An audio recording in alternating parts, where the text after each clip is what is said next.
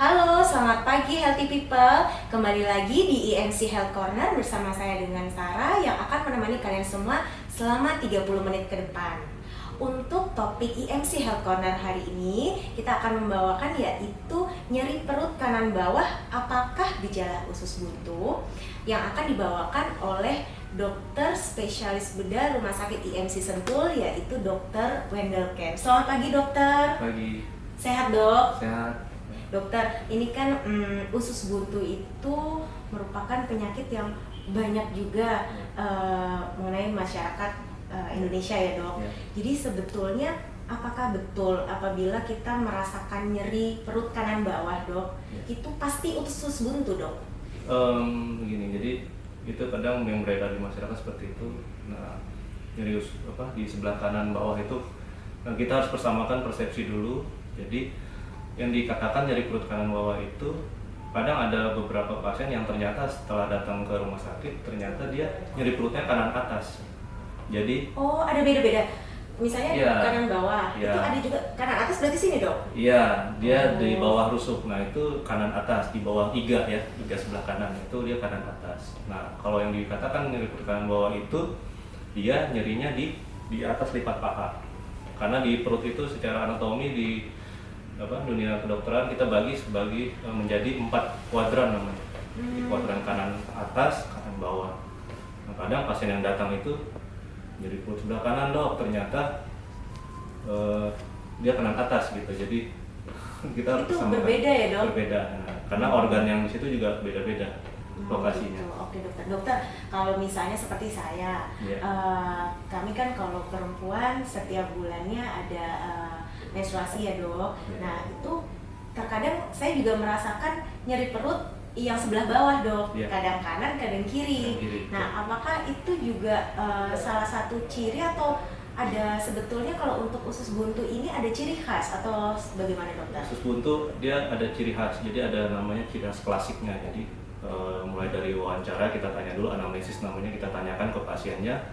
Yang pertama dia itu nyerinya itu kadang dimulai dari ulu hati. Kemudian dalam beberapa jam atau dalam satu hari 24 jam dia pindah ke sebelah kanan bawah dan nyerinya menetap.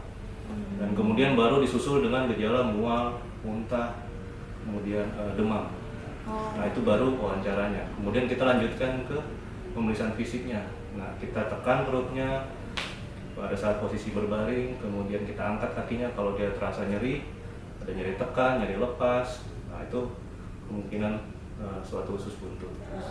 Nah, kalau itu di luar gejala itu biasanya kalau seperti gejala wanita yang paling sering mungkin kista atau nyeri radang panggul, biasanya itu hanya langsung di sebelah kanan. Tapi memang kanan, maksudnya nyeri perut kanan bawah juga? Kanan bawah juga. Oke. Jadi kadang setiap orang beda-beda. Kita harus memastikannya dulu dengan pasiennya harus datang ke rumah sakit. Nanti kalau itu pun masih ragu-ragu, ya kita harus berlanjut ke pemeriksaan berikutnya, biasanya pemeriksaan penunjang seperti USG. USG apa itu dok? USG abdomen, USG abdomen. Oke, iya dokter. Dokter, lalu kan untuk usus buntu ini dok, untuk pria atau wanita ada yang lebih sering pria kah atau wanita kah? Enggak sih, sampai saat ini yang saya lihat hampir sama. Hampir sama ya? Pria dan wanita sama. Mungkin ya lebih wanita lebih banyak sedikit. Apakah ada pengaruh ke hormonalnya kah atau apa enggak? Tidak, itu biasanya lebih ke gaya hidup mungkin dari makanan. Makanan. Nah, ini menarik dok. Kalau dari makanan yang beredar adalah tadi mitos atau fakta ya dok. Kalau kita sering makan pedas, biji cabai seperti itu menyebabkan nggak sih sebenarnya? Kalau dari menyebabkan suatu radang usus buntu itu tidak, tapi dia akan menunjukkan gejala mirip usus buntu, itu kita sebut kadang namanya ileokolitis. Artinya di samping usus buntu itu kan ada namanya usus besar dan usus halus. Nah usus buntu itu diantaranya, jadi peralihan dari usus halus ke usus besar. Nah itu kadang yang meradang itu karena kita makan pedas itu daerah usus halus dan usus besar. Nah sedangkan usus buntunya kadang ikut-ikutan, tapi atau ada juga yang tidak. Jadi sebenarnya usus buntunya itu pas pada saat kita operasi kita potong ternyata tidak ada, saya lihat itu namanya biji cabai. Jadi yang ada itu semua hanya kotoran saja yang menyumbat. Oh, kotoran itu kotoran dari mana, Dok? Kotoran ini yang kita makan kan jadi apa? Kalau kita buang air besar, nah itu kotoran itu masuk ke usus itu yang buntu itu. Oh, berarti yang maksudnya fesesnya itu nggak langsung gitu Iya. atau bagaimana, Dok? Fesesnya dia nyempil lah masuk ke nyasar ke usus buntu gitu. Nah, dia harus keluar lagi si fesesnya itu. Itu karena apa, Dok? Bisa nyempil gitu? Nggak, maksudnya nggak lancar pembuangan? Nah, bisa juga karena tidak lancar pembuangan. Artinya kita tidak rutin buang air besar, atau memang kita ada penyebab lain. Salah satu penyebab usus buntu itu namanya hiperplasia kelenjar getah bening. Itu artinya pembesaran kelenjar di usus buntu terutama. Nah, jadi dia pintu masuknya itu dia langsung tertutup, jadi kotorannya nggak bisa keluar lagi. Oh. Nah, itulah, jadi dia terjebak si kotorannya itu, si fesesnya terjebak, jadinya dia meradang, menebal, kuman bertumbuh. Nah, disitulah. Nah, itulah mulai terjadi tanda-tanda awalnya usus buntu. Oh, berarti biji cabai nggak termasuk ya, Tidak. Dok? Mie instan termasuk nggak, Dok? Tidak. Pengawet-pengawet itu? Oh, enggak itu. Oh, enggak ya? Tidak ada, belum ada penelitian yang menjelaskan kalau gara-gara kita sering makan mie instan ternyata langsung menyebabkan usus buntu. Oh, Tidak ada. oke, dokter. Sembelit kali ya, Dok? Kurang serat kali ya, Dok? Jadinya Iya, betul. nggak fesesnya Iya. nggak lancar gitu ya mungkin. Dokter, ini ada pertanyaan Iya. dari @istiani07. Dok mau tanya, apakah orang yang sudah pernah operasi usus buntu tidak akan mungkin terkena usus buntu lagi? Ya, ini artinya kan usus buntunya sudah diangkat, sudah dibuang. Nah, ini mungkin dia maksudnya karena kan usus buntunya sudah dibuang, kan usus buntu organnya cuma satu. Nah, dia tidak akan nyeri lagi. Nah, mungkin dia nanyanya organ di sebelahnya, yaitu usus halus atau usus besar. Mungkin itu organ yang bikin nyeri. Jadi gejalanya mirip lagi seperti usus buntu, walaupun dia sudah dioperasi. Itu bisa timbul nyeri lagi, Dok? Bisa. Itu kadang beberapa bulan setelah operasi atau beberapa minggu. Bisa. Kanan bawah lagi, Dok? Kanan bawah lagi. Tapi penyebabnya berbeda pasti? Berbeda, organnya berbeda. Berarti harus dilakukan deteksi Iya. lebih lanjut ya, Betul. Dok? Iya. Oh, baik, dokter. Dokter, lalu tadi kan dokter menyebutkan salah satu penyebabnya ya, Dok. Iya. Untuk penyebab usus buntu selain itu apalagi, Dok, selain yang tadi Iya. kelenjar getah beningnya itu? Jadi nomor satu itu hiperplasia kelenjar getah bening, penyebab usus buntu. Artinya pembesaran kelenjar di usus, pintu masuk usus buntu, dia kelenjarnya membesar sehingga menutup fesesnya untuk keluar lagi, dan jadi gangguan saluran di usus buntu. Nah, itu nomor satu penyebabnya. Nomor dua namanya fekolit. Fekolit itu kotoran yang menyumbat. Nah, nomor tiga itu paling sering juga parasit, cacing, biasanya yang paling sering itu. Jadi Cacing? Iya. Cacing itu masuknya lewat mana, Dok? Dari makan kotor. Oh, makanan Yang kotor. tidak bersih itu biasanya pada anak-anak yang, tapi sekarang sudah jarang sekali. Itu biasanya di negara-negara yang mengalami tertinggal lah. Jadi kelaparan, dia makan sembarangan, kotor, tidak cuci tangan, masuklah telur cacing, ya berkembanglah di usus buntu. Jadi dia menyumbat situ. Tapi ini kasusnya jarang sekali. Gitu. Kalau di Indonesia enggak lah ya, Di Dok? Indonesia saya temukan cuma 1 kali aja itu selama saya jadi dokter bedah. Oh gitu? Iya. Selama 9 tahun ini, jadi masih jarang. Oh, Ya. Oke, dokter. Dokter, lalu kan ini ada biasanya ada case yang memang kalau tadi kan dokter bilang ada nyeri, gejala nyeri, Iya. mual muntah ya, Dok. Iya. Lalu sampai demam ya, dokter ya. Iya. Terkadang ada juga beberapa pasien yang tidak mengalami gejala tersebut, cuman sakit lama-lama sakitnya itu sakit banget, nggak tahan, lalu dia ke IGD. Iya. Lalu baru diketahui bahwa oh ini usus buntu. Apa memang bisa tidak ketahuan di awal tiba-tiba ada usus buntu atau bagaimana, dokter? Bisa, ada yang seperti itu. Jadi setiap orang memang kondisinya beda-beda. Jadi ada yang awalnya seperti orang sakit mah, ternyata pindah nyerinya ke sebelah kanan, atau ada juga yang langsung di sebelah kanan. Ada yang seperti itu. Setiap orang beda-beda memang. Kadang kan orang mungkin apalagi kalau pekerja ya, Dok, kadang-kadang Iya. itu nggak sadar gitu loh, Dok. Ya, betul. Jadi itu kadang makanya dinamakan kasus bedah itu ya, karena dia dalam 6 jam terakhir itu dia tidak ada apa-apa.